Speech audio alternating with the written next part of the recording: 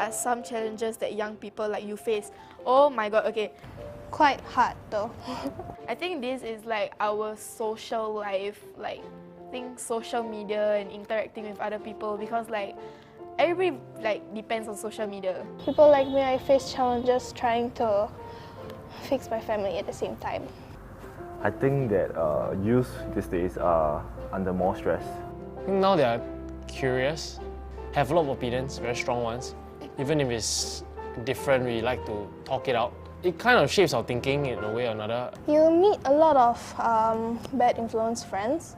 They will make you do things that you don't want to do, or make you do things that you may want to try. Before attending the NYEC program, what was some of your expectations? We thought it's gonna be like really strict. I was thinking that maybe I would be meeting a bunch of students that wouldn't pay attention to what we corporate volunteers will bring to them. We were actually unattentive at the moment.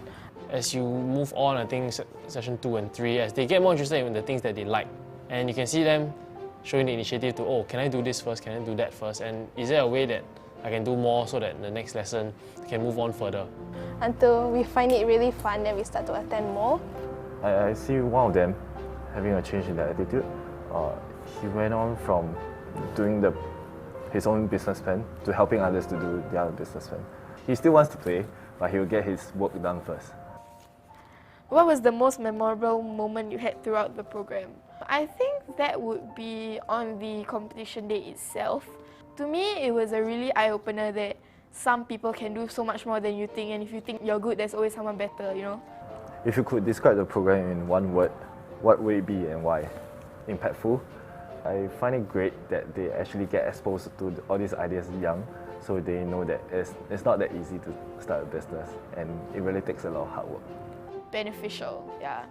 Because like the exposure to like different kinds of people and what they do with their life had actually taught me that it's not going to be like smooth sailing, but I got to do it if I want to get there. I think that's why it's important to really plant the right seeds in whatever we're thinking, whatever we're doing, so that we know what's the right thing to do instead of going off course.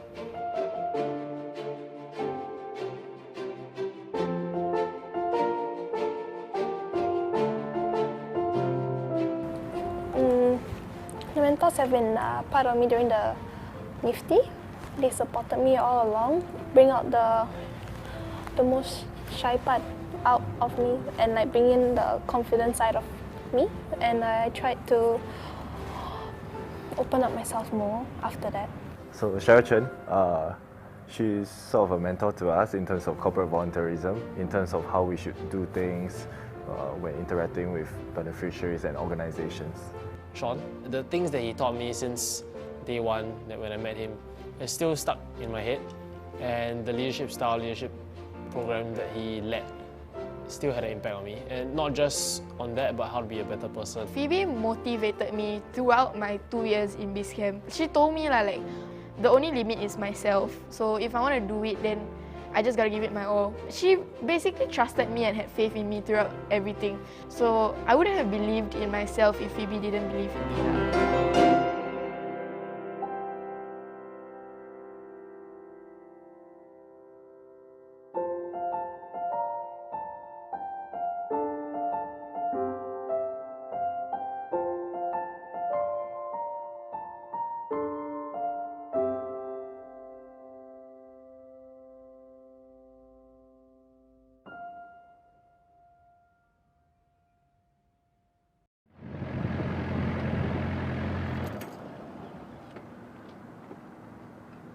Hello everyone, welcome to the Nifty Youth Entrepreneurship Challenge, coming to you live from the Star Vista. The Network for Teaching Entrepreneurship program, NFTE, or NIFTY for short, is a 60-hour entrepreneurship curriculum that Halogen runs for selected demographics and streams at the secondary 3 level. This program covers some of the key basic concepts of running a business, such as opportunity recognition, where they learn to identify potential business ideas and opportunities, marketing and market research. Students who master these concepts can potentially become supermarketers.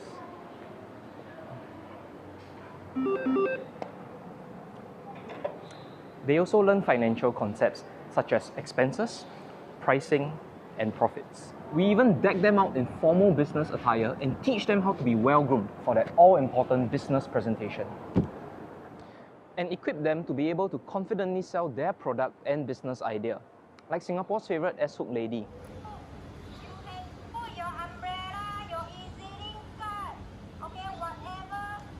2020 has thrown a major curveball at many of us, and some of us might feel like we are in the basement of our lives.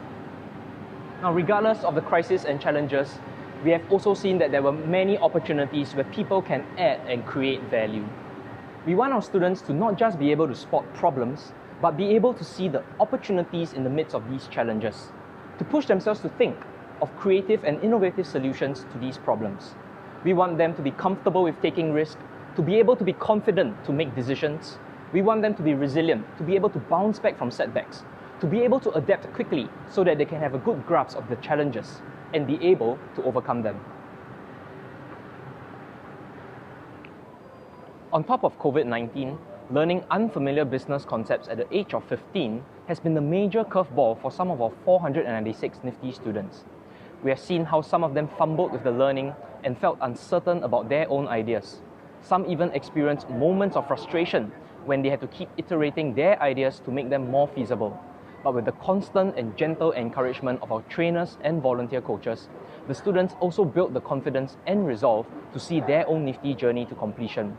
The qualities that we have witnessed in some of our students are the same qualities that will see us through the challenges presented by COVID-19 and the uncertain future ahead. This journey of transformation is only possible because of the dedication of our trainers and teachers, as well as the generous contributions of our volunteers and sponsors. This year, we have seen 854 volunteer hours from 302 corporate volunteers that have gone into making this possible. We are deeply thankful for all who have in one way or another continued to make NIFTY a possibility in this very challenging 2020. This evening, the NIFTY Youth Entrepreneurship Challenge is the culmination of the students' one-year journey. The top students from each school have spent the past 4 days going through a leveled-up program to prepare them for their business presentations. This morning, they pitched their ideas at the quarter-final and semi-final level, and we have shortlisted our top 6 finalists. Tonight, they will be presenting their ideas not just to our esteemed panel of judges, but also to all of you who are tuning in. Yes, you will get a chance to vote for your favorite idea. To all of our NIFTY students, we want to congratulate you for pushing through a difficult year and emerging at the end of this rigorous NIFTY journey. Know that you have something to offer the world. Know that you can make a difference with the influence you possess, the entrepreneurial mindset that you have developed, and the strength of the human spirit that has seen you this far. To our top 6 NYEC finalists, congratulations on making it this far. Tonight is your time to shine. Your supporters are watching you from home, from school, from the office, and some of them even on the move. Regardless of the outcome tonight, I want you to know that we are also very proud of you. To the rest of us tuning in, we have an exciting finale for you tonight. So grab your popcorn, your potato chips, and let's get this show on the road.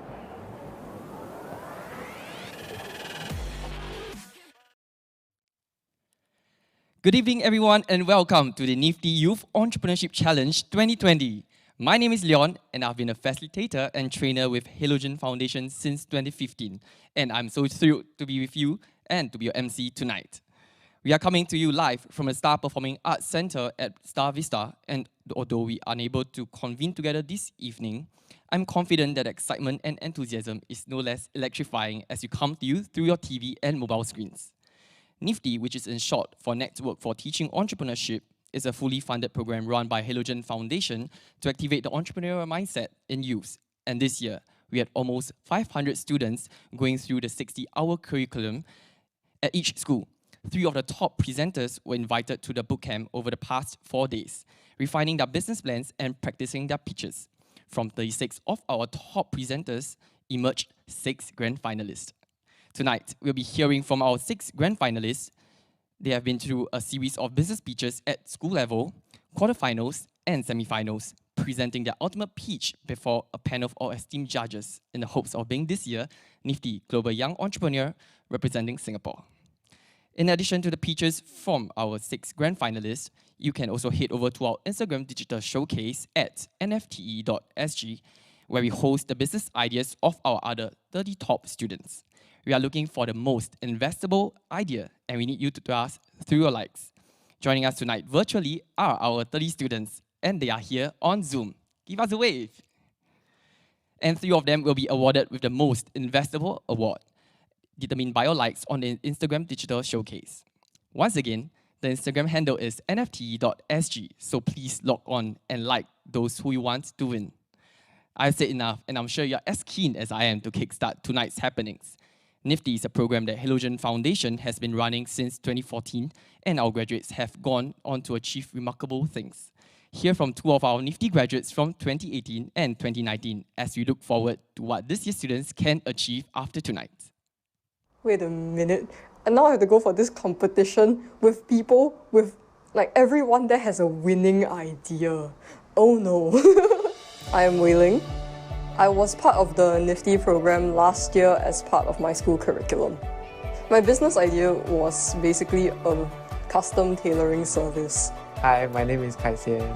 I was from Nifty in 2018, and right now I'm studying in IT College East. I made this mini parkour gym with mini facilities. When I first heard about Nifty, I felt like it was a waste of time because it ate up my after school hours. Everyone was really confused. It's like, we are like, what's this? What's it called again? When I started out, I really wasn't confident at all. In the earlier parts of the program, we did a lot of hands-on activities. We had to first start out with understanding the idea of starting a business and what it meant to start a business. It showed me how important research is. It showed me how important understanding what you're getting yourself into is. We would go to the front where the whiteboard is and present the idea to the class. So it was basically like a practice with pitching and things like that. Throughout the program, we met a lot of different mentors. Some of them came in occasionally to help us with our sessions in school. Some of them we saw more regularly. I went into the competition really, really nervous, and I just didn't have confidence in general. It's like, I saw it fully as a school curriculum, get it over with, was my mindset. There were a lot of times I wanted to stop and give up because it was difficult. But yeah, their motivation really helped. I wanted to do social work from young. When I was 15, I started to really enjoy making people happy. And not just that, I really like to listen to people. So maybe having a parkour gym can help them know that they actually can excel in something. They may not be very good at it, but it will help a lot in their mental health because of a small accomplishment they may do in the parkour gym. There was a particular mentor that I was sharing that why I was so uncomfortable with certain things. And one of the last times I was able to see that mentor, he wrote a note for me. It's a small note that I keep at home. I still occasionally pick it up to read it as a source of motivation to just do it. The toughest part of Nifty for me was presenting in front of a lot of people. I wasn't really used to it and I was really nervous. There was this volunteer called Jermaine. She's super approachable. I actually found her very annoying because she kept sticking with me, asking me to go in class. She was always there to nag me, and one point of time I felt really bad. So I decided to just finish up the work for the sake of her. She was very, very patient with me, and I really appreciate it. From Nifty, I learned how to take opportunities, even though it may not be something that you're interested in, but you can get something out of it and learn something out of it. What it does is it makes the possibilities clearer. It makes you understand what you need to have or need to know to be able to get into certain sectors that you might be interested in. The mentorship program is something that we sign up for or volunteer for. It is a further push that's after the Nifty program to just guide you into the industry you want to go into, telling you what you need, the qualifications, and how to achieve those qualifications. It was a very comfortable atmosphere. Awkward because first time meeting someone like that online, but still comfortable. It was a very welcoming environment. I would describe my Nifty journey in one word as purposeful. I learned how to manage my time better, to prioritize my important things first. I also learned how to be more patient towards people I'm closer with.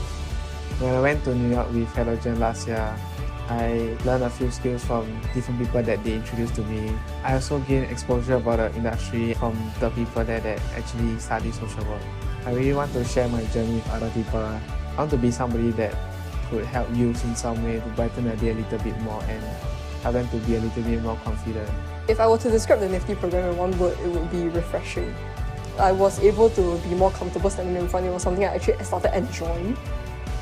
NIFTY gave me a lot of confidence in that sense. I was able to just go for it instead of just, don't look at me.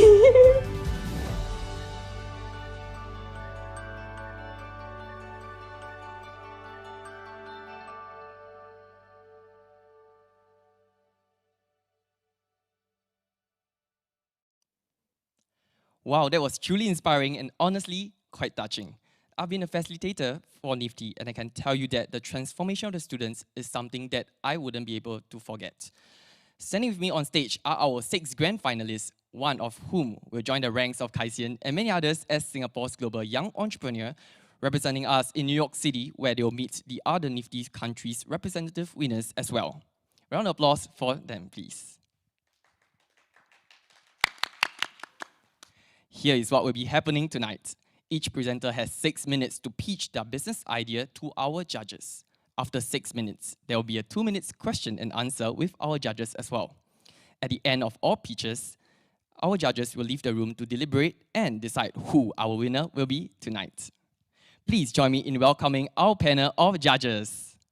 First, we have Miss Caroline Khan, founder of Carrie K. Round of applause for Miss Caroline, please. Any words of encouragement they want to share with the students, Miss Caroline? Yes. So I am now a jewelry designer and an entrepreneur, and this is my second life. Before, I used to run an ad agency. So the moral of the story is you can be an entrepreneur anytime in your life, and you guys are starting really young, so you've got a head start. Really excited. All right, indeed, it's to kickstart the mindset of an entrepreneur. Thank you, Miss Caroline. Next up, we have Mr. John Chua, the founder and creative director of Zendo Productions. Any words of encouragement for them as well, please? I think you guys will do great. Just don't look so nervous. You guys will be fine. All right, please do not look as nervous because you look like we adopted you here. But finally, we have Mr. James Kiddy, the regional digital director at Citi.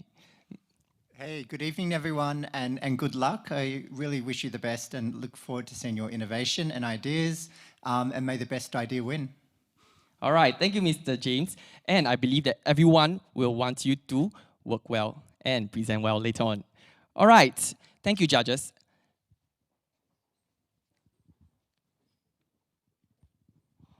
All right, while waiting for our slides to get loaded, okay, just have a little question, okay, to ask to, not just the people on site as well as the audience live. Okay, how many days do you think can survive without water? Okay, the answer is 3 days, and our next presenter will be sharing you with more on how her idea and innovation can help with this issue. Without further ado, can we invite Chong Jia En from Greendale Secondary. Round of applause for Jia En, please. And the stage is yours.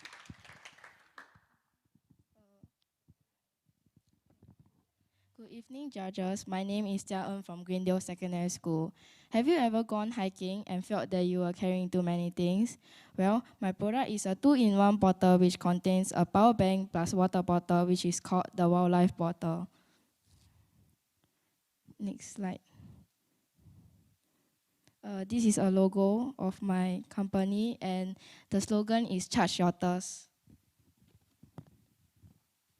I have noticed that some hikers are carrying heavy items around under the hot burning sun. I can solve your problem as my product is small and compact compared to the 1.5-liter water bottle that you can purchase in the supermarket. Yes.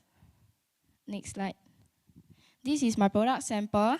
I will be sharing more about my product later on in the slides. I had decided to choose retail as I can sell my product through online. So if you want to get a hands-on on the Wildlife Bottle, do visit the online platform as I'll be selling my product in small quantities. I plan to work in a partnership as my partner can give more ideas and do things that can't be done alone. They can also motivate you when you're feeling sad so you won't feel lonely. Next slide. So for social responsibility, 5% of the money will be donated to the underprivileged people in Singapore, such as houses for the elderly. This is my marketing research. This product is suited for age 20 to 35 for both females and males. Next year, MOE will be implementing Personal Device Learning Program, PDLP, for the P6 to SEC2s across Singapore. So my product may come in handy for them as they will have to bring water bottle and power bank separately, as I observed through my friends. Next slide. This is an analysis on my own water bottle and bottles from the other company. I'll be selling my bottle for $30 as there are many competitors out there. If I sell my bottle too expensive, the customer will not be able to afford it. And compared to the Tupperware water bottle, my bottle have many unique features such as power bank plus preservation of temperature, and the fire starter and the straw will be a free accessory for every first purchase of the bottle. This is my marketing mix. I will be selling my product online. I can promote my product through Shopee, Taobao, social media by using a poster which will be shown to you later. I can also attract customers by having a promotion sale which the customer can buy 2 bottles to get a 15% discount on the 3rd bottle. Next slide. This is an example of the poster. So for my production process, first I need to gather the items needed for the bottle. Next is to find a manufacturer that can help produce the bottle. Next is to create the bottle. After the bottles are being created, the bottles are being packed and shipped to us so that my partner and I can start selling it. Next. So for my business expenses, for the startup, I need a storeroom, desktop, and shelf, which will cost $4,211. And the fixed expenses will be staff salary, delivery driver, and electric bill, which will be $5,556. And the manufacturer rubber bank and the power bank will be 18. Next slide. So this is an example of my water bottle. So the solar panel will be at the top to charge the power bank at the bottom. The power bank can be separated so that like if the person want to carry the water bottle and the power bank separately, they also can do so.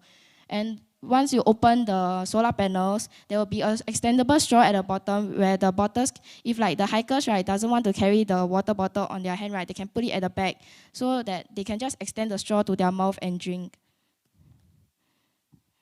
Next slide. So for my 1 unit of sale, I'll be selling for $30 minus the variable expenses, which is 18, and the contribution margin will be 12. For my break-even analysis, total fixed expenses will be 5,556 divided by the contribution margin, which is 12, which the break-even units will be 463. I currently have critical thinking and planning skills. So, I will need to have communication skills and self-confidence. I'm sure I will overcome these challenges in the future. Next. Some challenges that I will face are not having enough customer and financial problems. I can find a solution to overcome these challenges like making attractive advertisement and find sponsors and investors to help.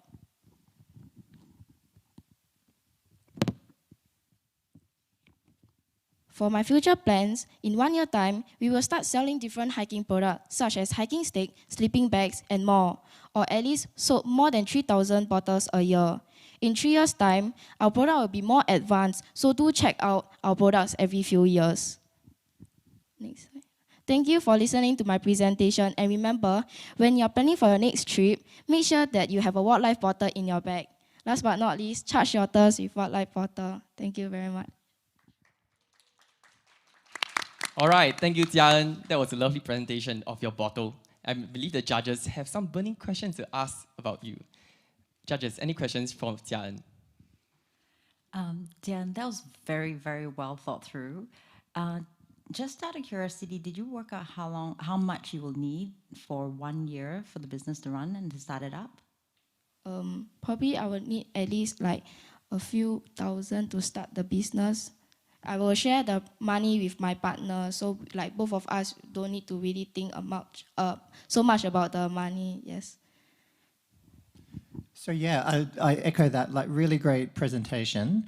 How are you going to stop competition? So it's a great idea. You're going to have people out there trying to copy you. What are your thoughts on how you can protect your idea? Sorry, can you like... Is there any way you can stop competition? How are you going to have the best product on the market? Oh, I can probably produce the bottle with a best quality, like probably use a stainless steel because it's quite hard, yes. And I will add on small things to the features to the bottles. Okay, thank you. All right, thank you judges and thank you Tian for your presentation. Right. The entrepreneurial mindset is not just limited to the young and bright. The possibilities of entrepreneurship are endless and we can achieve is truly unlimited. That is the basis of our new book, Entrepreneurship Unlimited, a collection of lessons and life stories of our 17 local entrepreneurs. Head over to this link to find out more and place your order, especially for our viewers tonight. Key in our promo code NYEC 2020 and receive a free gift sent to you together with your copy of Entrepreneurship Unlimited. What's more, next Wednesday, we'll be hosting a fireside chat with the founder and group CEO of the Asian Parent and Tickled Media Group, Ms. Roshni Matani Chong. Head to halogen.sg/entrepreneurship-unlimited to find out more. Now, let's give it up to Kia. And before I invite the next presenter, Kia, okay, her idea is slightly unique because what we need is about our home is about having a good interior design. And with her idea, with her innovation, it will bring our ideas of having a best home to our mind. With that, can we invite Kia from St. Anthony Canadian Secondary School to present. And the stage is yours. Good morning, everyone. My name is Kaya Yap. I'm here today to present my business idea. Next slide, please. My company is called Real Time Interiors. Next slide. And the product is named the ID Platform. This is how the platform will look like. The ID Platform is a platform where the user walks around in a virtual space using VR technology. The platform enables the user to physically walk through the VR space as if they're in the physical space. All the graphics, the dimensions of the space, the lighting, will be as if the user is actually walking through the completed build-up space. The ID Platform will be made up of mechanized pins that can be raised and lowered like what you see in the pin art. This allows for walking up or down stairs and enables the user to be kept on the platform. Dimensions of the physical space will be pre-entered into the ID Platform. Detailed visual graphics in the next slide, please. Detailed visual graphics in the VR will provide a realistic feel of what the physical space will look like. I actually made a prototype out of Lego. Yeah, so this is how the platform will look like. The circles here act as the mechanized pins that can be raised and lowered, and the top part is the cameras that can the dimensions of the space. Materials can be selected on the fly so that user can visually experience the changes immediately. In short, the ID Platform's objective is to provide the user with a super realistic experience before the property is completed. Next slide, please. The problems currently faced in industry is interior designers having to rely on graphic artists to produce 2D drawings which will take time to produce. Oftentimes, users change their mind about materials used. This means the graphic artists may need to redo the drawing. This is a huge problem. But do not worry, I have a solution to this problem, the ID Platform. Users will be able to view the changes immediately whenever they change their mind, as the new materials needs only to be selected in the system, and it will be able to be experienced by the user. Next slide. My business model will consist of 3 stages. In the first stage, the ID Platform is a competitive differentiator. I'll be the only company that has this technology, therefore differentiating me from other interior designer companies. In stage 2, the ID Platform will begin to generate more income for my business as I provide this service to other interior designers at a fee. In stage 3, as the world gets to know about this technology and the wonders it provides, I will then move into manufacture and sale of the ID Platform. Next slide, please. Business ownership will start initially as sole proprietor and convert into private limited as I go through these stages. Next slide. I'll contribute 10% of my profits to Children's Cancer Foundation. Next slide. Based on market research, interior design and construction industry is a US $23 billion industry, with APAC being the fastest growing geography. Next slide, please. The target for the ID platform will vary over the stages. In the first stage, it will be the end user customer or the property owners. From the second stage onwards, it will be the interior designers and/or architectural firms. Next slide, please. The target region will grow from being local to worldwide as I progress through these stages. Next slide. These are the target psychographics for the 3 stages. Next slide. Basically, they're the end user or property owners in stage 1, followed by tech-savvy and early technology adopters in stage 2 and 3. Next slide. In the first stage, competition is from other IDs and graphic artists. By the time we're in stage 3, as there will not be any other company with the same technology as me, I'll potentially have 0 competition. Next slide. Next slide. This slide shows the expected pricing against the competition. Marketing for this product will emphasize on the unique and realistic experience for the users and platform's ability to implement changes on the fly. While in stage 1, the experience is free to the customer, in reality, the price of doing the mockup is already included in the project management fees. In stage 2, as the use of the platform is rented out as a service for other IDs, the intention here is to spread news of the platform's experience to as many people as possible. Finally, in stage 3, as the technology is proven useful and more companies want to use it, it will then be sold as a product and marketed accordingly as a technology product. Next slide. My company will be located near the central business district in order to project a more professional image. Next slide. Here are my startup, fixed, and variable expenses. Note that a big part of the startup cost is the $200,000 for the development of the ID platform. This will go towards engaging a mechanical engineer and software developers. Next slide. I plan to move quickly, and if possible, I can make use of existing technologies. I plan to have the first working prototype within 6 months with a production-ready system by the end of 18 months or earlier. Research on the internet shows available rental space for around my target budget of $5,000 per month. Next slide. This is my production process. Next slide, please. In stage 3, when the ID platform is sold as a product, each unit sold consists of the hardware and software, the platform itself, training, and a basic package of materials because advanced packages are sold separately. It will also include installation and calibration. In stage 1, I've used the average price of renovation projects as an indicator of margins. For commercial properties, next slide please. For commercial properties, the margins are based on average between low-end and high-end statistical data. Next slide please. In stage 2, there are fixed selling prices per category of project type. In stage 3, the ID platform will be sold as 3 different packages, with the most expensive package priced at $350,000, bringing a profit margin of 97%. Next slide. This is my break-even. Currently, my main qualification is an enterprising spirit and a curious mind. I'll probably need to get certified in interior design or at least know the process of it well. These are my challenges and solutions. For the future, there could be a stage 4 and 5 whereby I productize the materials ingested, have an online version where users can use VR goggles to view the VR space, and have a community made of B2B and B2C users accessible by the public. Next slide. This is a brief summary just in case you didn't catch what I said for the previous slide.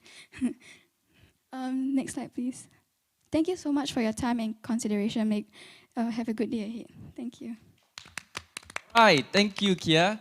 Thank you so much for your presentation and the lovely summary, because that's the first time I actually saw a student actually summarize for their business idea. Judges, I believe you have questions for Kia as well. Yeah, I actually have a really curious question. What made you interested to do this idea in the first place? What inspired you to do this? Sorry, I got inspired by the show Grew My Room. Yeah, so I actually wanted to be like that in the future. And really great pitch, by the way, really articulate and really well presented. Quick question, what's your vision? So, is it just interior design, or do you see this scaling? Have you got a 10x vision where you could take this? Like what I say in the first stage, stage 3, when I saw the actual ID platform, it was just be the platform itself. But then maybe I could add like, make it more exciting for the customers or something like that. Yeah. Okay, great, thank you. All right, thank you, Kiat, and thank you, judges, for your questions. All right, to break down a vision, okay, you can have a big vision of where your business is going, but try to break down into a smaller goals and attain them, because from there, you're able to see them clearer. If you'd like to take a look at this idea which Kia has presented, as well as ideas of all NYEC participants, you can download the program booklet in the YouTube description box. Now let's welcome our third finalist for tonight. This idea will be very, very attractive to fitness enthusiasts who like to remain glam while they're exercising. Now, let's invite Oi Kim Chu from Serangoon Gardens Secondary School. Kim Chu, please. Take it away. Good evening, judges. My name is Kim Chu. I'm here today to talk about my product that I've come up with. If you ask me why I came up with this product, the reason is because I was once a victim of a traumatizing experience. This happened to me just after the circuit breaker period when I had ended school and was on the bus on the way home. Next slide, please. The name of my product is called Chulam. Next slide. These are some of the examples of how my product would turn out to look like. Here I have with me is a prototype that I have came up with, and basically this is how like my product will look like. So when you press the buzzer or the sensor by the side of the necklace, it will basically just light up the light, and the sound will just the alarm will just go off as well. Next slide, please. The problem that led me to coming up with this product was that some women become the victim of a sexual assault or robbery case when they're going back home after work by bus or walking on a secluded street side. I'm thankful I have people around me to support me, but if this can happen to me, it can happen to anyone else too. Go back. My solution towards this problem is a necklace with a heart rate monitor as well as an alarm that will go off when your heart is beating really fast. There is also a touch sensor located at the side of the necklace, which can set the alarm off if you feel that you are in danger. Next slide. I chose retail as I would like to start my business online. I chose partnership for business ownership as my partner can be an angel investor or a partner with good manufacturing skill sets. My angel investor can provide capital for the business, and I am also able to share responsibilities of the business with my partner. I chose people for social responsibility because I want to empower single moms and help them to become financially independent. Single moms can benefit from selling and being ambassadors of Chulam. My potential market size is 248,730. My target audience is women of all ages, but mainly single moms. Age range targeting is women of 20 to 35 years old. They will be mainly students and working adults with a range of up to $3,500 monthly income. My product only costs $22.90, which is much cheaper compared to Invisilwear and Sonic Security Personal Alarm. The alarm in the necklace can be programmed to your liking. For example, when you're exercising, you can program it to only sound when you touch the sensor. When you're traveling, it will automatically sound if there is a sudden increase in your heart rate. For my production process, after purchasing the materials, I would then build the sensor and the heart rate monitor into the necklace. After the necklace is done, I will pack both the plastic cover and the necklace into the box. You can purchase Chulam via online websites or apps such as Shopee, Lazada, and Amazon. I will be promoting my product on social media platforms and fashion magazines. For every necklace bought, the customer will receive a free storage bag. Every customer that recommends the product to a friend, on their next purchase, they will receive a 5% discount. I will also be promoting my product through word of mouth by giving out small number of samples of my product to target audience group and invite them to share about their reviews of my product. As you can see, the total cost of my startup expenses is about $200,700, $12,650 for fixed expenses, and $10.20 for variable expenses. What is in my 1 unit of sale? Next slide.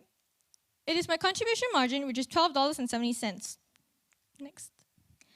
Next, it is my break-even analysis, which is about 1,300 units.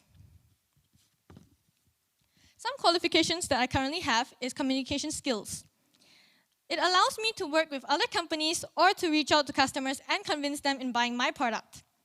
A second skill that I have is that I'm conversant in foreign languages. This will allow me to reach out to markets outside of Singapore and even sell my product overseas. However, some qualifications that I will need to have is a diploma in business management. It gives me the knowledge on the practices of my business. The second skill that I will need to have is machine operating skills. Machine operating skills will help my business as my product requires me to know how to operate a machine in order to make my product. Some challenges that my business might face is that my business might be not well known overseas, and so to resolve this problem, I would start advertising by asking my friends to share about it online or to people who they know might be suitable for the product. I will then educate my friends on how it functions. The second problem is that my business partner might back out from the business halfway, and to prevent this from happening, I would find someone who is willing to be my partner and continue the business with me. Some future plans that I have for my business in 1 year time is that my business would be known especially among women of all ages. And to do so, I would keep on advertising my product and also start to reach out to customers outside of Singapore so that I can allow my product to at least be known overseas. Some future plans that I have for my business in 3 years' time is that my business will already be known by many people, so I would want to expand my business so that I can sell my business overseas and more people will be able to know it. And to do so, I will keep on pushing myself to sell more of my products and maybe even go overseas. I believe that there is a need for women to feel protected at all times, and that is why there is a need for an affordable product like Chulam. Thank you for listening, and I hope that you will be interested in buying my product. All right, thank you, Kim Chu. If the product is catered for guys, I'll definitely buy from you. Okay, but judges, how about any questions for Kim Chu? That was fantastic. I want to buy one now. I have a quick question. I'm wondering if you've considered having the piece manufactured by someone who already has some of the know-how rather than operating it yourself, because you talked about operating machinery.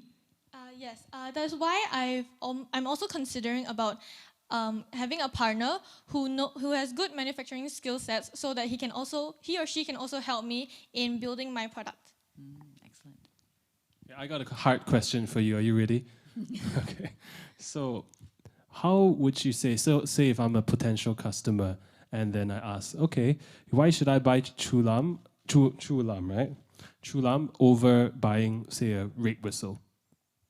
Because I feel that my product is much cheaper, and also when you use my product, you can program it to however you like, unlike other businesses or other competitors that sell similar products to mine. So if you would want to program it to your liking, unlike other competitors, you can come and buy Chulam. All right, awesome. All right, thank you, Mr. John, and thank you, judges, for your questions, and thank you, Kim Chu, for your presentation. Before I invite the next finalist up, I'd like to remind everyone that voting for our Instagram digital showcase is ongoing. Head over to our Instagram account at nft.sg and vote for your favorite business ideas. Remember, the top 3 ideas will win the most investable idea award. So please vote wisely. Now, let's give it up to our 4th finalist tonight. Our presenter will be sharing something that is very relevant to us during pre-COVID, because the constant challenge that we face while in travel is language barrier, and his product will show us how we can overcome that barrier and bring innovation to us. Let us invite Muhammad Haizal from Edgefield Secondary School. Haizal, please. Good evening, judges. My name is Haizat. I'm from Edgefield Secondary School, and today I'll be presenting my business slides. Next slide, please. The name of my business idea will be Pocket Translate, and the slogan will be Connect to Everybody Without Barriers. However, let me ask you a question. Have you ever felt a language barrier while speaking to someone? If you have ever felt that this idea would be perfect for you, as it completely solves that problem for you. My business idea is basically a device where people can speak or talk to it to translate it to any language you want. My product also doesn't need internet, and people are able to access it in remote locations, such as Vietnam. This is probably how my product will look like. However, it will be substantially changed over the course of a few months. And I would like to show off my product. So as you can see, there is a microphone feature, and I'm able to select the language, and I'm able to hold down the microphone icon, and the audio from the microphone will be displayed. And then I will click translate, and I could also select the language that I want it to be translated in. Same thing with text as well. I can use the text feature, select the language, and then type out what I want to say, and then click translate. As you can see. For the problem I faced or I have seen is that when people who travel overseas, they have a difficulty speaking the local language there. For examples include getting food or getting around places. For the solution, I would like to mix the device so that I can solve that problem. Next slide. For the business type, I chose manufacturing. And for the business ownership, I evaluated my choices and decided to pick partnership as there are many clear benefits. One of them being wider pool of knowledge from more than one person. I could also partner up with family members, close friends, or even Startup SG. Here's my marketing research. The industry name will be Mobile Applications Travel, and the population size will be 68 million, as 68 million people on average travel to Changi Airport yearly. For demographic, it will be around 18 to 40, and the occupation will be travelers. The monthly income range will be 800 and above. For geographic, I would like my product to be commonly seen in airports or shopping centers near airports. For my psychographic, this device is mainly for people who travel oftenly, for holidays or even for studies. For behavioral pattern, before people travel, they will usually shop around the airports, which then my product may get come across and may be purchased. Next slide. For social responsibility, I decided to pick people, and this is what I could do. I could send my product specialists, or they could volunteer themselves to spend more time with the elderly at the old folks' home, as some elderly may find companionship more valuable than money. And I can contribute those who are fluent with languages such as Cantonese, Mandarin, Korean, and etc. Here's my competitor analysis. As you can see, my direct competitor is Pocket Talk, and the price of product will be $450. And here are the unique factors. Pocket Talk uses Wi-Fi, mobile data, or a personal hotspot to translate foreign languages real time. And my indirect competitor will be Google Translate. It is free, and Google Translate supports 103 languages with or without the use of internet. Let's look at my product. The price of product will be $250. And here are the unique factors. It's able to translate any language you want in seconds. It is portable, and it's data or internet free by installing preloaded languages. Here's my marketing mix. I would like to sell my product at Changi Airport or maybe online, such as Lazada and or Shopee. For my promotion, I would like to advertise my product through ads on websites such as YouTube. I could even consider viral marketing, such as Instagram competitions. For my sales promotion, I could consider providing discounts in months in March, November, and December. And I can even consider crowdfunding. Here's my production process. Firstly, I would like to manufacture my product, which then brings me to the testing phase. I should ensure there are no problems, and if all goes well, the customers will have the product with them in the end. Here are my business expenses. For my startup expenses, it will be $6,000. My fixed expenses will be $8,090, and for my variable expenses, it will be $150. Here's my 1 unit of sale. If things goes well, I'll be able to get a contribution margin of $100. And here is my break-even analysis. As you can see, I will need to make 81, or I will need to sell 81 of these products in order to not profit or not loss. If I'm able to sell more than 81, I will then profit. Here are my qualifications. I currently have good public speaking skills and good financial management skills. However, I will need a team of people who can market the device and a team of people who can make the device for me. And here are the challenges that I have foreseen. Firstly, the device might spoil while the customer has them. What I could do, I could provide a complimentary product, and I could also provide a discount depending on how severe the damage is. For my second challenge, people may choose another device over mine, such as Pocket Talk. And for the solution, I could conduct R&D consistently. Here are my future plans. In a year, I would like to expand my business to neighboring countries. And in 3 years' time, as my business develops, I'm expecting more people from diverse backgrounds. Therefore, I may diversify student price or even maybe for the elderly. In summary, my business idea is about a device where people can talk or type on it to translate to any language you want. Why would this product be a success, you may ask? Firstly, the aviation economy is opening. And secondly, Singapore may encourage their students or their citizens to start traveling, which therefore more and more people may come across my product. Thank you. And that will be all from me today. All right, thank you, Haizat, for your presentation. And I believe judges will have questions for you as well. Judges, please. Hey, really great presentation, and you're definitely a great public speaker. I could see that on your qualification. So you talked a little bit about your competition. Yes. And Google Translate specifically. Yes. I didn't see software development in your cost. So how do you keep up with a massive player like Google that have a free service? Well, I could advertise my product and say the differences between mine and Google. I could try that. Secondly, I could also try and keep up with the trends that Google are doing. Maybe if they were to update their Google Translate app, I could also upgrade it and make it better, basically, from Google Translate. Thank you. Thank you. All right, thank you, judges, and thank you, Haizat, for your presentation. I believe that judges have provided so much useful feedbacks for our participants and presenters, and I hope that you guys can bring away these feedbacks to your future journey. At Halogen Foundation, we are always looking for people who are passionate about youth development and would like to get involved. If you are new to youth development, volunteering, or hope to inspire and influence the next generation through voluntary work, join us at our upcoming Lunch and Learn, a corporate volunteer orientation session.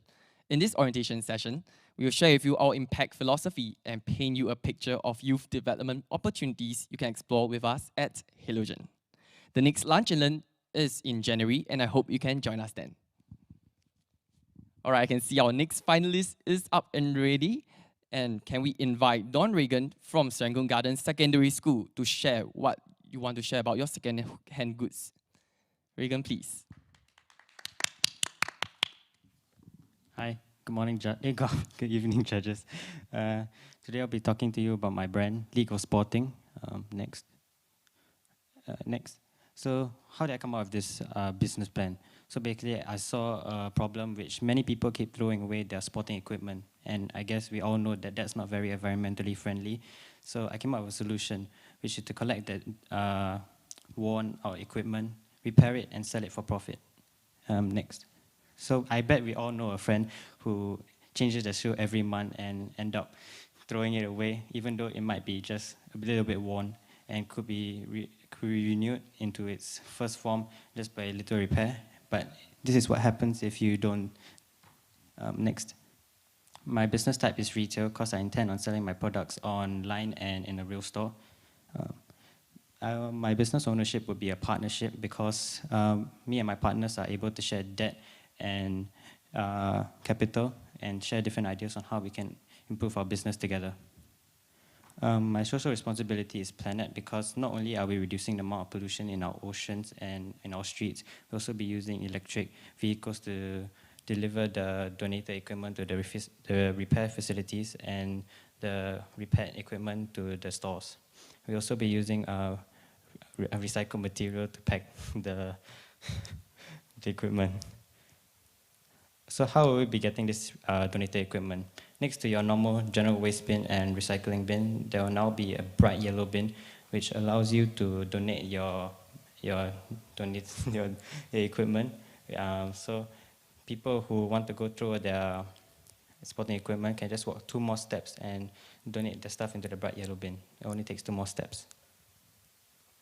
My industry name is Retail and Services. My target demographic is a man or woman. I don't think it really matters because everybody does sports. Their age range could be 10 and above because I think anybody above 10 is able to buy their own stuff.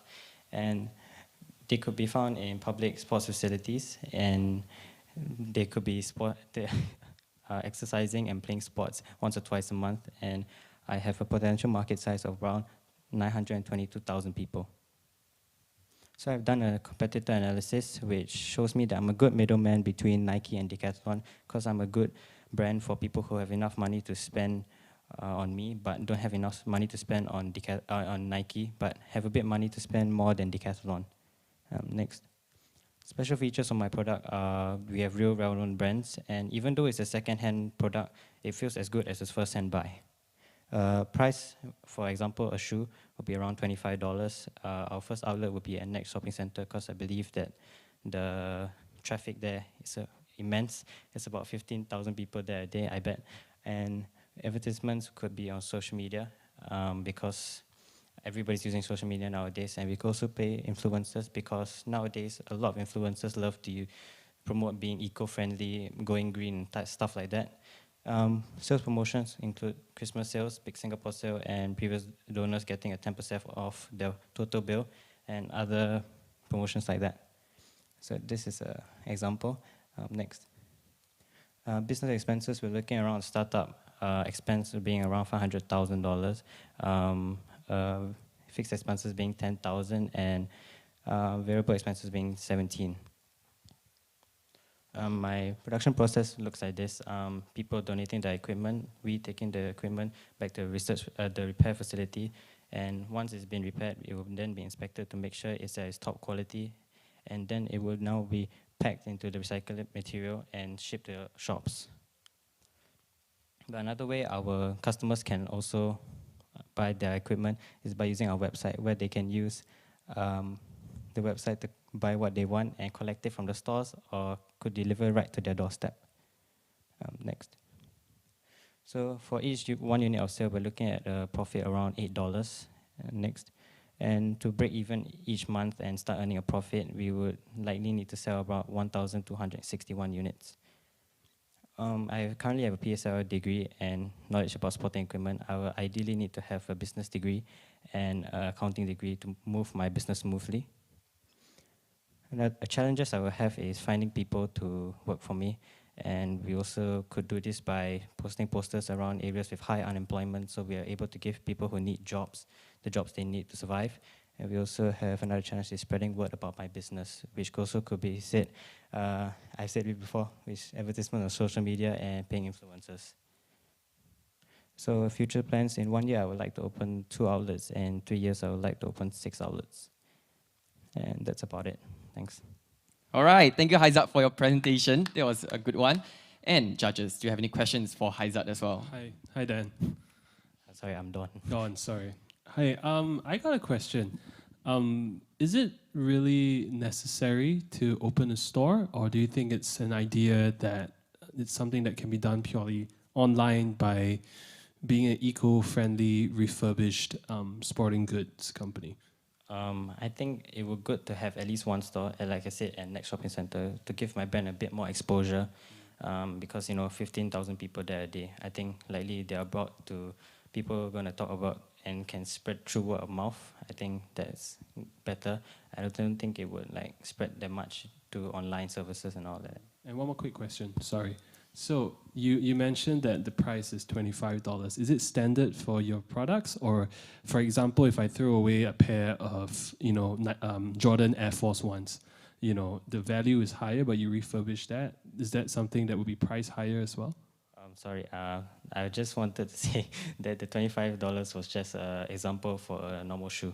Yeah. So it's variable. Yeah, I mean it varies through different products. I mean if you're looking at a very expensive type of football and repaired it, I think the price would be much higher than $25.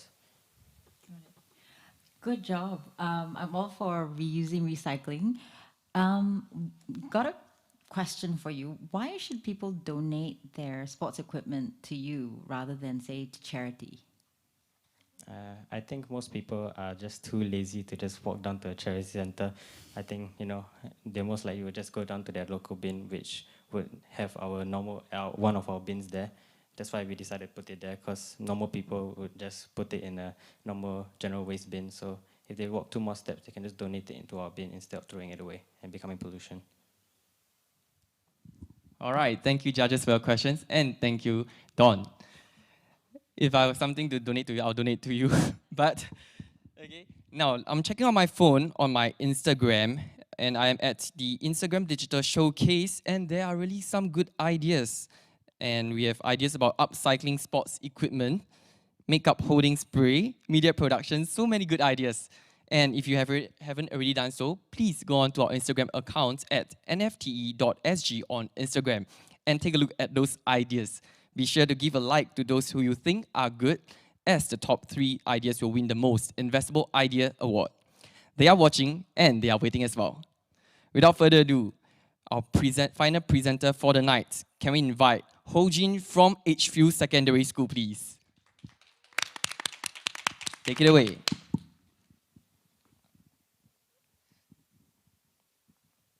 Hi, my name is Ho Jin, and I'm from Edgefield Secondary School. Next. Today, I'll be talking about my business idea, Plateboard, and my slogan will be "Innovation is the way forward." Next. Before I continue, yes. Before I continue,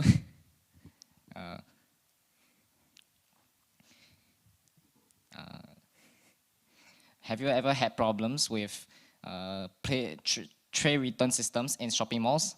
Well, with Plateboard, you can it solves exactly that, as my Plateboard collects plate automatically. Next. So the source of the problem is customers will find it inconvenient for people to keep calling waiter or waitresses to come and collect their plates. My solution for this is to have a device underneath the table that will collect up to 12 plates, and it will collect up to 12 plates, and then the device will send a signal to the robot, and the robot will be sent over to come and collect the plates. Next. So I chose retail because I wanted to speak to customers personally so I can persuade them more easily. Next. For my business ownership, I chose partnership, and the person who I like to partner up with is my brother, as he is in poly and he's taking computer engineering. And also, two benefits of partnership is that I would like to, there won't be not that much stress on you, and also you can share ideas on how can I sell my product more easily and effectively, as 2 heads are better than 1. Next. I chose people, as I would like to hire polytechnic students or ITE students from low-income families to do the coding and building of the robot. Next. And for social responsibility, I chose profits, and I would like to help SPCA. You may be wondering, why SPCA when there is no link between my business idea and SPCA? Well, for the main reason, I actually like animals. And also, if I were to tell my customers that 5% of my profits will go towards SPCA, they will feel like they're doing charity at the same time while purchasing of my product. Next. For my market research, my potential market size will be 380,000, and my monthly income will be $1,400. And for where the restaurant owners would spend most of the time will be in their office, planning out their logistics, and also plan out what ingredients to buy for the next day. Next. For my competitor analysis, I have my Plateboard, and I'll be selling at $2,500 for 2 robots with a 1-year warranty. And also, my Plateboard will earn you money over a period of time. And for my direct competitor, I have waiter or waitresses, which their pay per year is $18,000. And they have emotions which my robots do not have, sadly. And my conveyor belt, and for my indirect competitor, I'll have a conveyor belt, which is $5,000, and this is not including the construction plan. Next. For my marketing mix, the special features that my robot will have is that upon collecting of plates, it will actually rinse the plates down. And the place that I would like to sell my robot at is Orchard Road. And the place where I would like to advertise it is through YouTube ads or even online to restaurant owners who are not able to come overseas to buy my product. And for sales promotion, I would like to give a 10% discount during public holidays, for example, Christmas or Chinese New Year. And if my customers will want to buy the second set will be at 20% discount. Next. And for my production process, I'll be contacting a manufacturer to build my robot, And then I'll check the quality of the robot, buy the robot, display in shops, sell it to customers, and then finally delivering it. This will be my business expenses. I have my startup expenses, $1,100 for my startup expenses, fixed expenses for $3,700, and my variable expenses will be $490. Next. This will be roughly how my robot will look like. Underneath the table, there's a box where the plates will be slotted in, and for the robot in the box there, it represents where the plates will be slotted in. Next. As for my 1 unit sale, my contribution margin will be $1,400. And next. And my break-even analysis, I will need to sell three robots in order to have no gain or no loss. Next. And for my qualifications, what I currently have right now is that I'm learning elements of business skill in my secondary school, and I have the knowledge of technology as well. What I need to have is my brother's assistance and networking skills to sell my product more easily and efficiently. Next. For my challenges that I'll face down the line is faulty robots. And my solution to this is to inspect the robots individually before delivering them. And for my second challenge, owners will worry that robot is difficult to use, so I'll make the software as user-friendly as possible. Next. As for my future plan, in 1 year time, I would like to have a lesser battery consumption, and in 3 years time, I would like to add in a system where you can directly order from the robot. Next. This will show how my software will look like. So this is where you will type in your owner code, which will come in the box together, and below it will have a robot code there too. And on the top right corner, you will be able to add more codes too. All right, thank you, Hojin, and thank you for your video. And the only time I see you smile so widely is when you talk about animals, and that must be your passion, right, Hojin? And judges, any questions for him? Yeah, I've got a quick one. So, Hojin, firstly, great presentation. I saw you had no notes, so well done getting up there and nailing it. So, it's 2020. You're talking about the robot versus the human. Do you think people are ready for this shift in experience? In my opinion, some people will definitely be against this as it will take up their jobs. But as for restaurant owners, they will find it convenient as they will earn their money over time. So in my opinion, I think restaurant owners will find it useful and other people will find it not useful as they will take up jobs. Yes. Thank you. Any more questions from the judges? Yes. So when you say they'll earn them money, how will they earn money? Well, it's actually a one-time payment. So when you'll be charging it and everything like that, it will actually really not need you to spend too much money on it. Yeah. All right, thank you, judges, for your questions, and thank you, Hojin, for a well-thought process behind your idea. Round of applause for all the 6 presenters because we have seen amazing pitches from all 6 of them. Their hard work now lies on our judges. We will now leave the room and deliberate on who will they believe was a cut above the rest. Judges, please.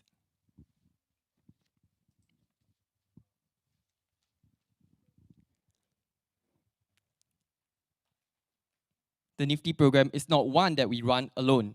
There are many stakeholders involved in activating the entrepreneurial mindset of our youth, and we want to take this opportunity to spotlight some of these partners. Halogen Foundation recognizes our educators' dedication to their profession. Year after year, after these educators go above and beyond to help their students to develop their entrepreneurial mindset and to reach beyond themselves to become the business leaders of tomorrow. At NYEC, we honor the most dedicated educator by funding their participation and journey to the Global Showcase at New York City to receive an award by Nifty United States and be in the company of fellow global enterprising educators from around the world. The Global Enterprising Educator Award is thus awarded to the educator who has consistently displayed exemplary qualities and is one who willingly goes the extra mile to support his or her students. I would like to invite Ms. Ivy C., Chief Executive Officer of Halogen Foundation, up on stage to present the award to this year's Global Enterprising Educator. Ms. Ivy, please. And now, the winner of our Global Enterprising Educator 2020 is Mr. Scott Chu of Unity Secondary School. A round of applause for Mr. Scott, please.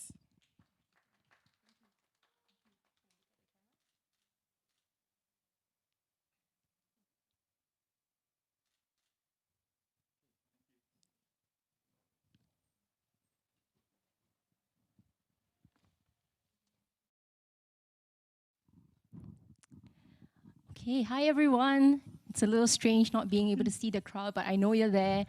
Hi Scott, congratulations as our newly minted Global Enterprising Entrepreneur. Thank you very much. And educator. It's an honor. You know, we are a commercial break actually. I know you've been through the 6 pitches back to back. The judges have the tough decision to deliberate, but we're actually a very important commercial break because very often, you know, as Halogen and as the community that comes alongside to run Nifty, we've often been just so busy on the ground, running more programs, running activities to impact the students that we don't actually get the opportunity to sit down and talk to people behind the scenes. And as educators, I think that's been a critical part of the Nifty journey. So here's our time to chat, and here's for me to kind of find out stories from the back end. I know that we're quite tired of COVID questions, but I really had to ask, you know, the fact that we are doing this right now, it's actually very different from how we've typically conducted it.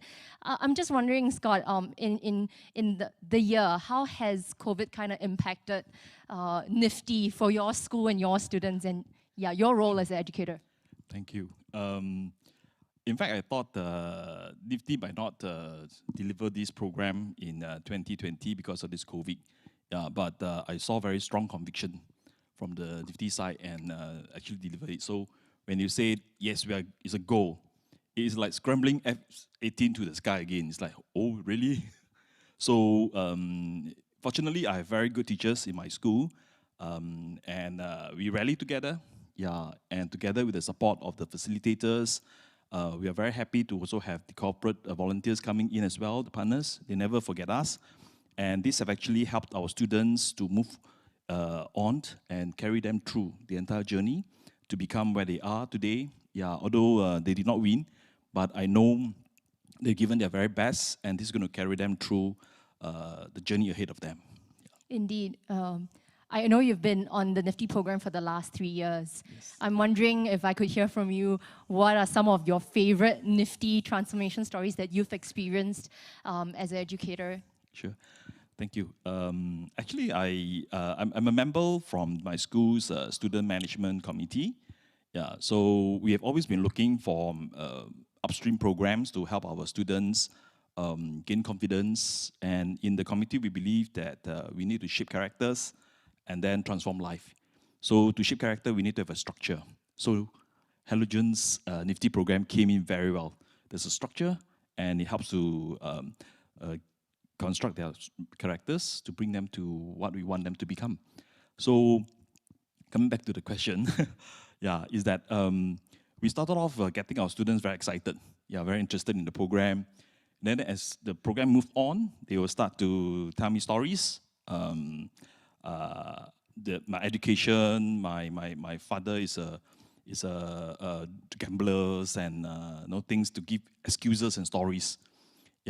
So they just try to let it go. So, and with the facilitators coming on board, the corporate volunteers coming on to cheer them on, the jauntiness of the facilitators, it really helped a lot. And slowly become committed. So I saw them from being interested to being committed. That was something which it really touches my heart. That's why we are still going strong after 3 years. And of course, along the way, I've become fatter, fitting them. That's a joke aside. Huh? So really, that is something which I saw was very, very meaningful in my students. And they made use of this training, the communication skills that they built, that they learned to apply for early admission exercise to ITE in their set force. And many of them got what they want into the course of the choice, which I was very, very happy. So we saw that this program actually helped them to secure a course of the choice in their post-secondary education institutions, which was very, very heart touching for us. Right. In fact, as we were talking to some of the finalists just now, whenever they talked about things that they really enjoyed, their eyes lit up. It was also present in the presentations that they were doing. And I think that sometimes it's really subtle because we work on this throughout the course of a year, and you know, you in very small ways, even being able to speak up to strangers, being able to talk to someone that you don't know or don't yet yet, feel very comfortable with and challenge themselves. I think that's been really powerful. I'm just wondering also, if from a teacher's perspective, after the Nifty journey activates something, what are some changes that you do observe, in the students who have graduated last year from the program? Oh yes, thank you for reminding me that. So actually, Nifty do not stop there. Yeah, they actually award scholarships for my students. Yeah, and I saw them tapping on what they learned to apply in the course of the studies. And some of them have actually set up online businesses. And even for myself, I started to become more entrepreneurial. Not that I want to change job. Okay, it's just that when we do things, I will look at, hey, when I teach chemistry, how can the students do chemistry to create new products? Math, how can they make use of math to do all the calculation, the break-even analysis? Well, I had a hard time doing that. But I graduated, from Nifty program. So I saw a lot of positive changes, and my students become very positive, and they are very forward-looking than what they were before. So when I look back, if we do not allow them, or if we do not organize such a program for them, would they become what they are, being a little more optimistic now, or would they have been more pessimistic? So, and we're not going to take the chance. So we bite the bullet, go for it. Yeah, I know it's very tough, not just for us, the facilitators, the corporate volunteers, they come on board. It is something that we wanted to do, and we see a calling in it. Yeah. Thank you. I think you've touched on the point about the heart of an educator. And when I say educator, it could be formal teachers in the system, but also all the volunteers that come by, the facilitators, because while we are running a program, it's not just, oh, let's just run this activity, right? It starts with also the mindset change, maybe even from ourselves, really trying to challenge ourselves beyond what we are used to doing. I'm just also considering or curious, what are some interesting experiments, or for you as an educator personally, really challenge you, like to really, let me try to exercise that entrepreneurial mindset too, and then influence the students in it? In fact, by helping the students to come up with an idea, that is quite entrepreneurial by itself. As I shared, some of them will be quite lackadaisical at the start. Yeah, so you have to use a lot of ideas, which Nifty program itself provides. So I'm just tapping on that. Scaffolding, the small talks. So I also see teachers ourselves as cheerleader. We have to maintain the high energy. And how do I extract all this is by getting the facilitators, observe from them, hey, how this person do that.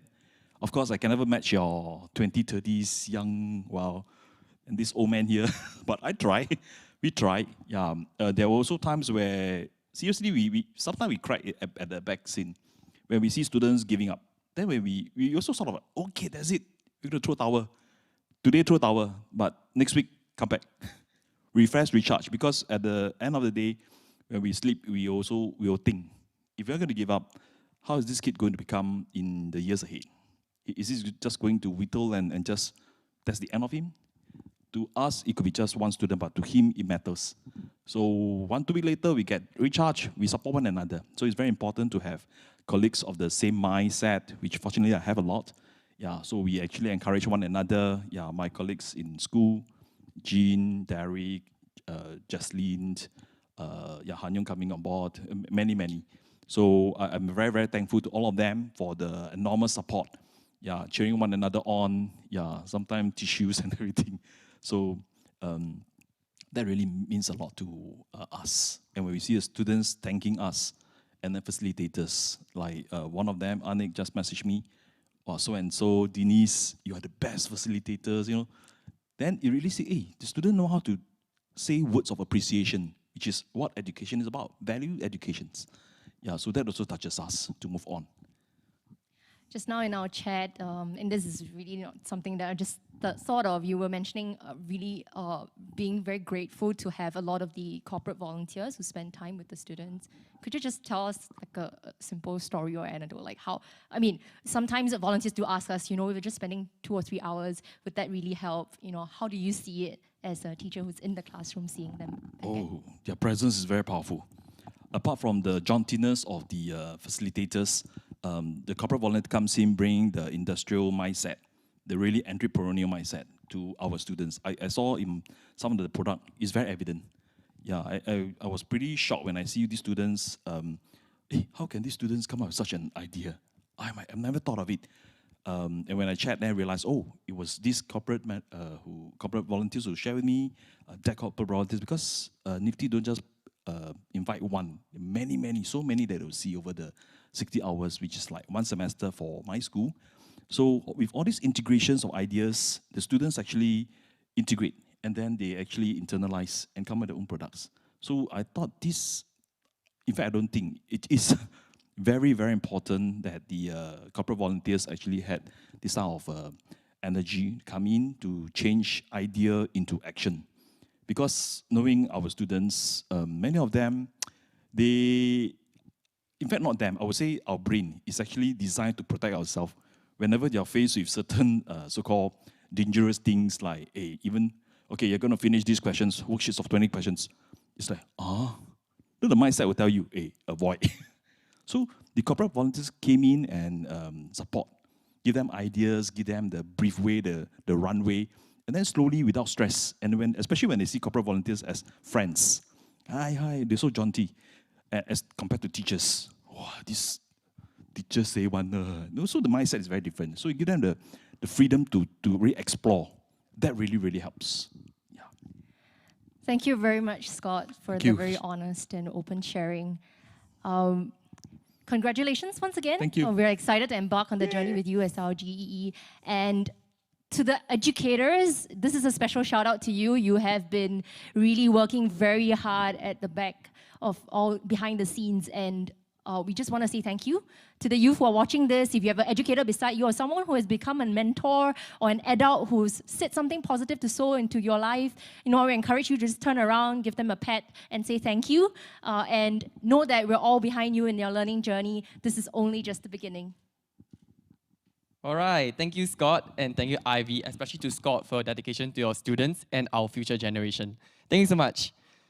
Nifty is a multi-sectorial program in that we don't just involve the schools and educators, but also corporate partners and volunteers who add such dynamism and dimension to the coaching that our students receive.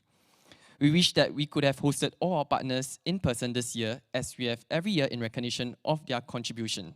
But despite being limited by space, we will not be limited by our intent. We have sent every one of our partners a token of our appreciation and have recorded some encouraging words for us, presenting our corporate partners of 2020. Hey guys, this is Vikraman from Datadog. I know it's been a hard year for everybody, but it was really wonderful working with everybody from the Halogen team, as well as every single student that I interacted with. It was so heartening to see the progress that the students made through every session that I had with them. It's a pleasant surprise receiving this. Thank you to the Halogen Group. Thank you to everyone involved in this process together, the teachers, student facilitators, fellow volunteers, and of course, you students. It's been a journey from ideas creation, putting them into words, refining and improving on your business plans, all the way to presentation. You stuck with it, you're all winners tonight. Congratulations to every single one of you. Thank you, and I look forward to meeting you all in the near future. Hello, I am Benita Shah from Citibank Singapore. I am very proud to be associated with Halogen Foundation's NFTE, and I'm very thankful for getting the Top 10 Corporate Volunteer Award. I wish the youth of tomorrow a very good luck, and I am excited to be a part of the entrepreneurship journey. Thank you. Good evening everyone, my name is Nelson and I'm from Salesforce. Thank you Halogen for this token of appreciation, and thank you for the opportunity to be able to work with so many awesome young people from various groups. I've learned so much from them in this program, and congratulations to the students in the grand finale. You are amazing coming this far, and remember tonight, whether you win or not, this journey and experience will help you to overcome the challenges you're going to face in the future. So have fun tonight, and all the best to all of you. Thank you. My name is Carrie, and I'm from Enlightened. Thank you for this token of appreciation and for letting me be part of this journey with you. It's been an awesome journey because you've inspired me so much with your creativity and imagination. I want you to always be curious, and good luck for your competition. 加油! Hello, my name is Des Palagi from Ubisoft. It has been a great pleasure to work with you during this year with the NIFTY program. It was wonderful to see your confidence grow from week to week. Please keep up the good work and keep believing in yourself. All the best. Thank you very much. Hi, I'm Shivani. I'm an HR consultant, NLP coach, and a researcher, and I'm so happy to be associated with Halogen. All the students have been amazing, and it's been a pleasure to coach you guys. You are doing amazing stuff, and I wish you all the best for the future. Thank you. Young, till not so old, look at the horizon, follow that rainbow, and go right with it. I was inspired with this message from our founding Prime Minister, Lee Kuan Yew. May all of our humble efforts will bring hope to the youth. Thank you for this recognition, and I will always stand with Singapore youth. And we also like to thank Wing Thai Asia, who are unfortunately unable to record a video at this time. In addition to our institutional corporate partners, NIFTY wouldn't have been such a success without our wonderful adult volunteers, working professionals who have taken vulnerable time off their busy schedules to work hard hand in hand with individual students on their business plans throughout their NIFTY journey. Tonight, we would like to specially acknowledge 10 individual volunteers who have achieved the highest number of volunteering hours with the NIFTY program in 2020. Hi, this is Lily Koh from Total Singapore. We are especially proud to have partnered with Halogen Foundation in the Youth Entrepreneurship Program for the last 2 years. We are very impressed with the business proposal that we have seen so far, and our employee volunteers has given very good feedback about the creativities and the ideas. So remember, you are all winners, no matter what the outcome of the competition are. All the best. My name is Michelle Per from UBS Community Affairs in Singapore. Thank you very much, Halogen Foundation, for this partnership, and we'll be very privileged and honoured to have partnered Halogen Foundation on the NIFTY program for over 4 years. To all the youths out there today, do what you like and enjoy, and make it into a passion, and in turn, it will become a dream for you to pursue in the future. Thank you. Hi everyone, I'm Priscilla Gunn from National Council of Social Service, and on behalf of NCSS, congratulations to all of you for going through the course in NIFTY program, and hope that all of you have been enriched with the various entrepreneurial skills that you have learned, and more importantly, forge precious friendships with one another that will hopefully last you a lifetime. And I would like to leave you with a quote to encourage you by Roy Bennett, and it reads, "Believe in yourself. You are braver than you think, more talented than you know, and capable of more than you can imagine." So, I'd like to encourage all of you to keep going, keep believing in yourself, and continue to make that impact in the world and in the lives of other people. Thank you. City Singapore is privileged to partner Halogen Foundation in equipping youths with skill sets and a positive mindset through NIFTY. And I'm glad to contribute my bit in facilitating opportunities for my colleagues to volunteer as mentors in this program. Everyone, on behalf of Tata Communications, I'm accepting this plaque of appreciation, and indeed looking forward to many more years of such great partnership with you. And for all the youths out there, just like what my shirt is imprinted on, be the change. Stay safe, everyone. Bye. Hi everyone, I'm Joanne from Oracle. It's been an honor to participate in the NIFTY program for the past years, and having the privilege to interact with and nurture young minds with great potentials like yourselves. These are some challenging yet exciting times, and it has really demonstrated the importance of these entrepreneurial skill sets that you are now equipped with. I hope that you'll keep this thirst to continue learning and developing yourselves even as you graduate from this program. Good luck! Thank you to Halogen Foundation. Progress is built on ideas, and the NIFTY program recognizes and nurtures the ideas of these students, daring them to be ambitious. I have seen quite a few students' ideas over the years, and there have been a lot of innovative gems. The Community Foundation of Singapore is happy to have supported the NIFTY program since 2017, and we encourage others to support these youth and their creativity. To the NIFTY youth, keep dreaming. Hi everyone. On behalf of Ishq Tolaram Foundation, I'd like to say a huge thank you to Halogen Foundation for the opportunity to partner on this wonderful program. And thanks to everyone who worked so hard to ensure it ran smoothly this year. Thank you especially on behalf of the mentors at Ishq Tolaram Foundation and Tolaram Group to our mentees and students. It has been an absolute joy to watch you grow this year and to learn alongside you. Watching you all navigate this really challenging year and your individual challenges has been really inspiring to us, and how you still manage to strive to create good for those around you. It has been a real lesson that, we're not defined by our challenges, but by how we choose to respond to them. So may you continue to push through your challenges and to emerge stronger and better for them. Congratulations on this huge milestone, and here's to many, many more on your journeys to reaching your dreams. Hello dear students, I'm Sasha from Credit Suisse. I just wanted to say hello and to encourage you to continue with the path you entered. Of course you will also fail, you will make mistakes, but don't fear them and stand up. Life is too short. Enjoy it, enjoy the ride, enjoy the process of learning and learning and learning. It never ends. I'm still doing it. Hi there, this is Alex Alfrost, and I just wanted to share a quick message from myself as well as from all of my colleagues at Deutsche Bank. You are all brilliant. We've seen firsthand just how intelligent, passionate and inspirational you have all been throughout 2020. We believe in you. Good luck. And we would like to thank Vanita Shah, Hazel Yo, and Shahana Hassan, who are unfortunately unable to record a video at this point of time. When we say Nifty is a journey, it really is. There is a start when teachers and facilitators are excited at the potential of what the program can do for the students, but as you heard from Wei Ling and Kai Xian at the beginning, students often are not as excited. Fast forward to the end of the year, however, and you'll see all the students pushing hard and driving towards excellence, displaying clearly the transformation that is the hallmark of the Nifty program. Over the past 4 days, educators, facilitators, and students have come together to wrap this Nifty 2020 journey up with the bootcamp and this grand finale. Let's hear from the teachers themselves and watch how the journey has unfolded for many of them.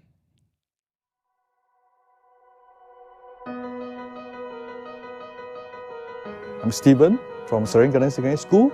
I've been teaching for the last 19 years.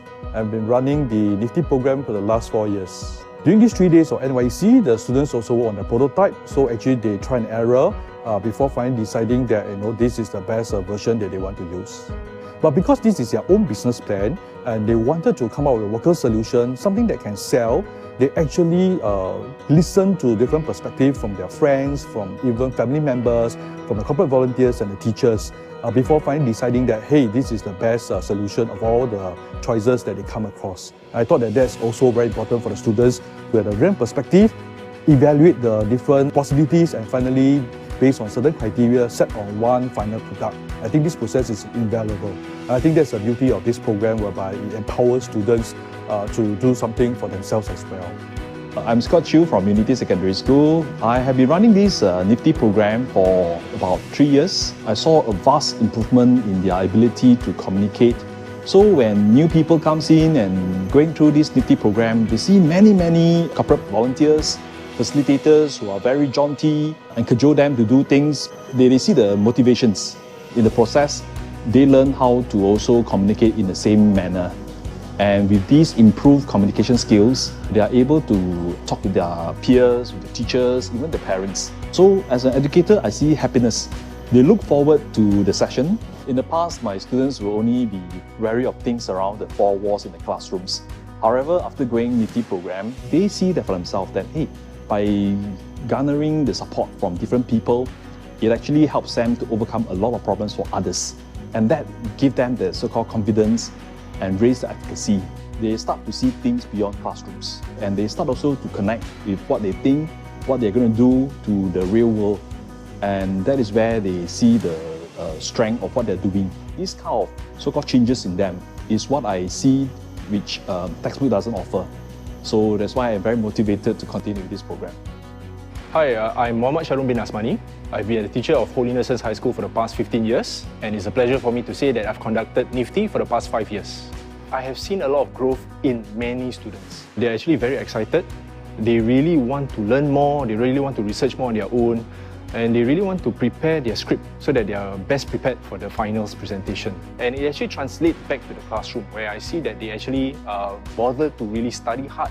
I mean, they are much more confident, they are really self-motivated to find out more about certain things, certain aspects. I guess it gives them a sense of understanding of where should they really think about their future, where should it lie, how do they want to move towards it. So there's constant communication, constant conversation with them regarding this particular aspect. They actually want to understand more about certain business opportunities, certain career industries as well. And I guess that's where the motivation comes in. Hi, I'm Rizwan here from Yio Chu Kang Secondary School. I've been in the school for coming 10 years and been helming NIFTY for 2 years already. Previously, I think before NIFTY, I realized that the students are much more comfortable just communicating within their own group of friends. And now, after going through NIFTY and also along the way, I realized that they are much more confident in speaking up, in sharing ideas with the adults, especially the teachers, and also to people who they meet up for the first time. Previously, before NIFTY, you realize that the students tend to give up easily in that sense. Whenever their comments or words that they say, the ideas that they give are being rejected. Now, after going through NIFTY, I realized that whatever that feedback that's been given to the students, they take it positively, and you'll see that majority of them would tend to further refine their ideas to make it better. So NIFTY students, remember, everyone is a winner. It doesn't matter where you start on the journey or where is the end of the road.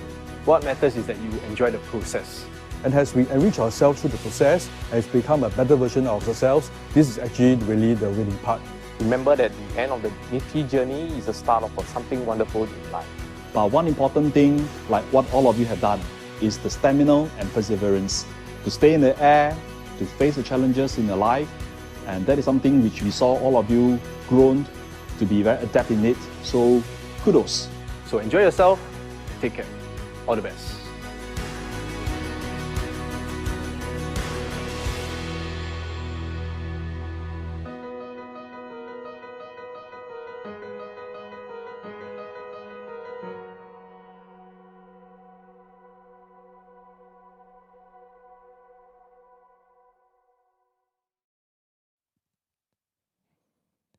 I can remember the first NIFTY student I coached back in 2015, where she refused to talk to us and my team.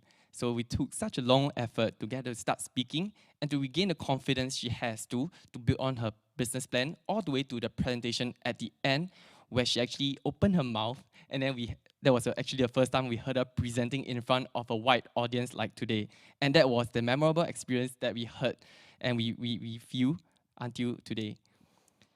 I can see the judges are coming back into the room. Okay, and with them are the results. This is also my cue to give one last call for you to check out the Instagram digital showcase on our Instagram handle at nfte.sg. We will close voting officially in exactly 1 minute.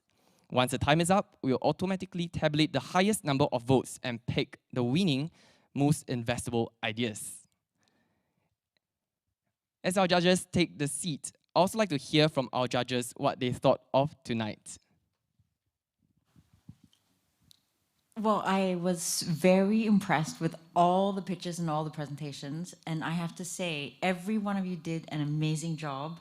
To be able to articulate your ideas in such a short amount of time, super well thought through, and very well done. Congratulations.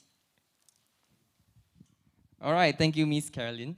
And thank you so much, judges, for your time and for tonight to judge for our kids. Allow me to take this time to thank all three of you for taking time off as well to be with us here at Star Vista. A token of appreciation for your contribution, may I first invite Miss Ivy Tse, our Chief Executive Officer of Halogen Foundation, up on stage. We'd like to give a token of appreciation and your contribution to our judges. May I first invite Miss Caroline Khan up on stage, please.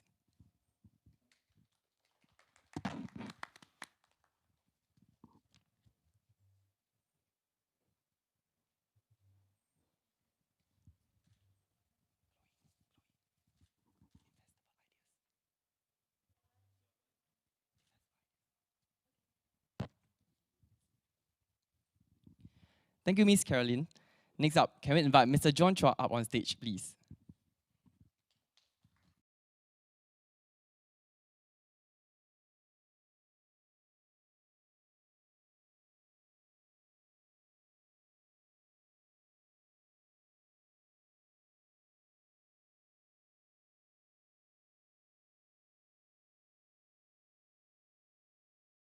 Thank you, Mr. John.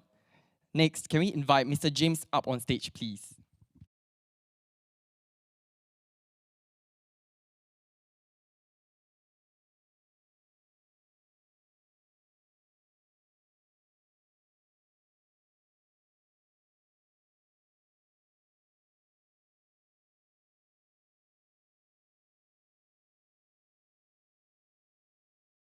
All right, thank you, Mr. James. Thank you very much, judges. Finally, I have the results in my hands. First up, we'll be presenting the awards to the most investable ideas based on your votes on our Instagram digital showcase. All the 30 students are dialed in and are anxiously waiting for the results on Zoom. Our winners, in no particular order, are Winnie Tay, who gotten 489 votes from Anderson Secondary School. Round of applause for Winnie, please. Second, we have Nuha Sophia, who has 406 votes from Greendale Secondary School. Next, we have Jamarcus Lim from Anderson Secondary School having 279 votes. Round of applause for Jamarcus, please. And now, the Nifty Young Youth Entrepreneurship Challenge Awards. The winner tonight will be the Global Young Entrepreneur from Singapore, representing us in the Nifty Global Young Showcase in New York City, when we can all travel again, and meeting the rest of other winners from around the world.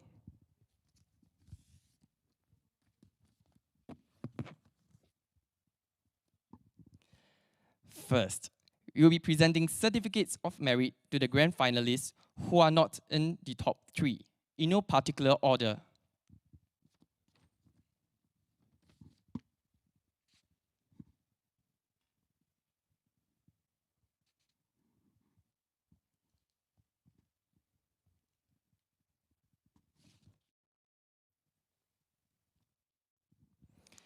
Can we invite Chong Jia En from Greendale Secondary School?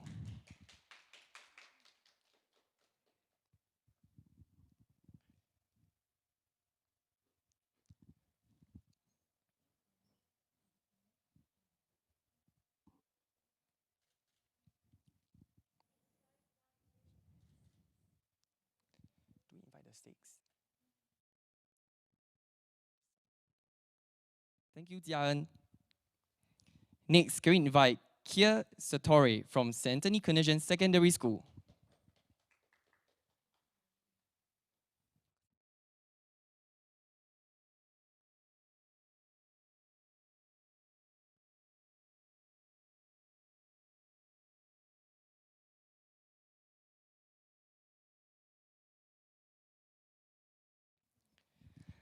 Thank you, Kia. Next, can we invite Kim Chu, Oi Kim Chu from Serangoon Gardens Secondary School up on stage, please?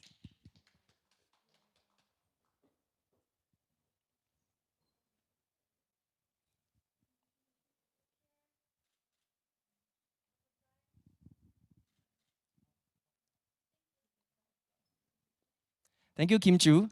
Next up, can we invite Muhammad Haizat Daniel bin Muhammad Hafiz from Edgefield Secondary School?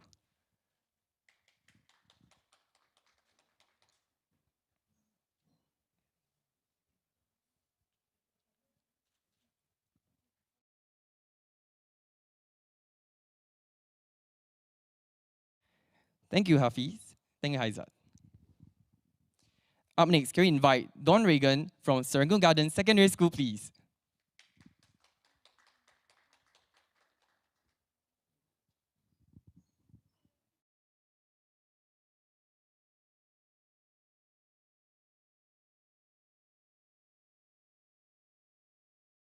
Thank you, Don. Last but not least, can we invite Yu Ho Jin from Edgefield Secondary School, please?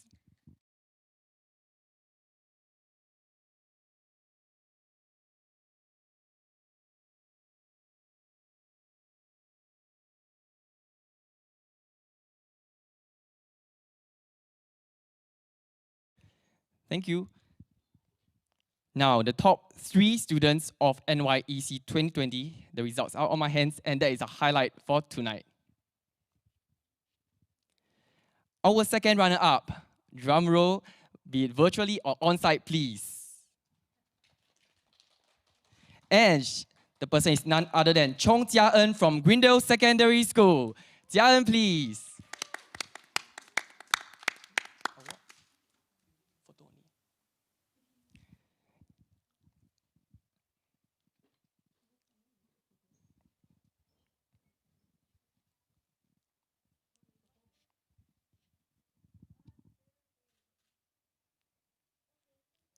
All right, thank you, Jia, and congrats from clinching the second runner-up. And coming to our first runner-up, the person is none other than Ui Kim Chu from Serangoon Garden Secondary School. Round of applause for Kim Chu, please. Please be careful.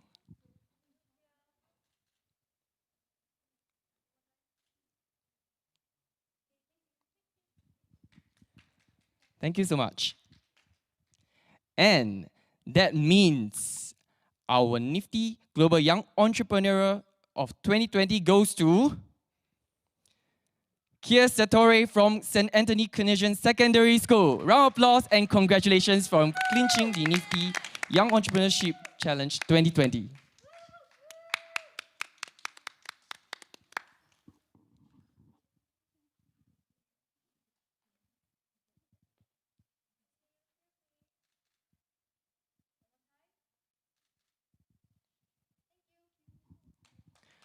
Congratulations once again and to our 6 grand finalists. And thank you all so much for joining us tonight. It's been so good having you here with us, and we love to leave some of your feedback for this event so that we can make next year's NYEC even better. My name is Leon. It's been a pleasure to be able to be our MC, and have a great night, everybody, and stay safe.